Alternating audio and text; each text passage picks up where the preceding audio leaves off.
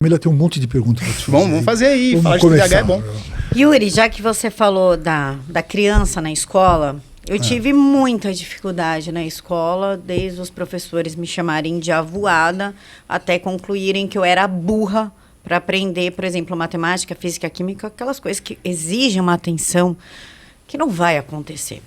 Um dos professores teve uma ideia, na minha época não se falava nisso, de deixar um espaço no fundo da sala para que eu me movimentasse e parasse de ficar cutucando a menina do lado, a coleguinha, e falando e mexendo. Eu ficava sempre desenhando, como está aqui no caderno, e ele me deixou no fundo da sala. Foi quando eu comecei a aprender. Sem escrever, sem ficar copiando loucamente, igual todo mundo, só olhando para a lousa e me movimentando. E isso me ajudou muito a passar de ano, parar de pegar recuperação. E, bem, não falta um pouquinho de trato dos professores, de olhar aquele aluno de uma forma individual, ao invés de colocar como burro, perdedor. Teve uma professora minha que falou, quando você crescer, você vai ser uma ótima lavadora de privada. Você não vai ser nada na vida. Você deve ter ouvido coisas assim. Isso eu já ouvi bastante. Às vezes falta empatia. Eu não estou aqui para bater nos professores, porque eu sei que o trabalho deles é muito difícil. Falta um pouco de empatia e entendimento de quem vive isso na pele. Vamos lá. Você me falou um exemplo que eu posso falar. Essa pestinha aí era eu. O bichinho era danado mesmo. Eu dei trabalho, viu? Aqui. Isso aí é a galerinha, turminha do prédio que eu morava, enfim. Voltando aqui. A questão é o seguinte. Perceba que provavelmente o que você tinha ali na sua época de criança era uma espécie de ruído, vamos tentar chamar desse nome, um ruído que não deixava você fazer o que você tinha que fazer, que era prestar atenção na sala de aula, copiar a tarefa, etc. Você já percebeu que às vezes isso acontece muito comigo, às vezes eu estou lendo alguma coisa, estudando alguma coisa numa mesa e a minha esposa está aqui do meu lado. E aí eu começo a mexer a perna, fico assim. Quando eu estou mexendo a perna, tô focado, só que eu mexo a perna, treme tudo. Aí minha esposa vai, coloca a mão no meu joelho. Quando ela coloca a mão no meu joelho, eu paro de tremer, mas a tremedeira, ela sobe para a cabeça.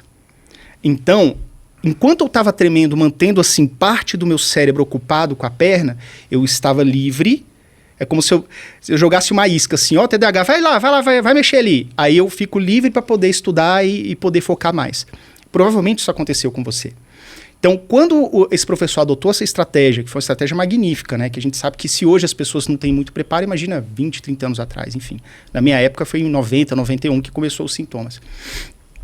Imagina isso, né, naquela época. Então, falta sim um trato, um entendimento de entender como saber puxar a atenção da criança que tem TDAH ou do adolescente que tem TDAH. Ele precisa de estímulo constante, ele tem que ser participativo, né? Você tem que falar assim, perguntar mais para a pessoa que tem TDAH se está entendendo direito, puxar a lição da turma como um todo, né, para ficar de marcação, mas puxar para saber se ele realmente está entendendo e repetir a explicação várias vezes.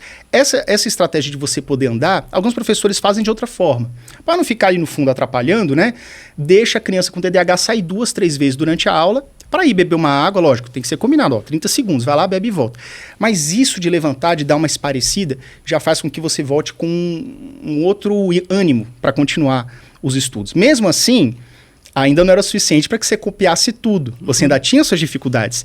Mas veja que o fato de você jogar iscas para deixar ali essa questão desse ruído mais ocupado com outra coisa, enquanto você tenta focar na atividade principal, é um dos sintomas e características que muitos professores não entendem, porque não vivem isso na pele. Então, assim, as estratégias são boas, mas veja bem, até o fato de você mandar o menino sentar na frente, por um lado é bom, porque você reduz os distratores, mas esse menino, ele vai ficar ouvindo de butuca o que estão conversando no fundão. Ele vai querer participar, então é mais inteligente. Vamos falar esse negócio aí. Muito professor que está ouvindo, essa é a minha câmera, professor que está ouvindo aí, adota essa estratégia de botar o menino com TDAH na frente. Você já experimentou fazer um combinado com ele? Tipo assim, ó, você tá aqui na frente, a coordenadora mandou, mas eu vou fazer o seguinte. Aí você fala isso só para ele, não é para a turma, né? Só um para um. Vou fazer isso 2 dias com você. Se você se comportar direitinho, copiou direitinho, fez tudo certinho, eu deixo você sentar na metade da turma. Até o final da semana. Mas aí se eu ver se você está perdendo a concentração, você volta para frente de novo. Pode ser? Poxa, isso além de ser um estímulo, é um desafio para a criança com TDAH.